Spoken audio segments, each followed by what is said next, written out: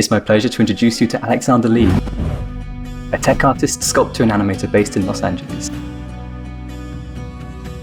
One of my first jobs was working with Proco, and that's when I started kind of working as a technical artist. I did a lot of rigging. Let's get ready for the randomizer challenge. Very ambitious. Most of the motion is going to be done in Maya. I try to make it like stop motion that way. And then I take some control that's going to have an attribute that is keyed.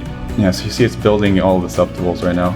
Oh, fantastic. I don't use any rendered motion blur. Everything is just sculpted. Yeah, it needs to feel like it has its own life, making this motion is like so extreme. So I had the idea here that turning it into like a teardrop basically.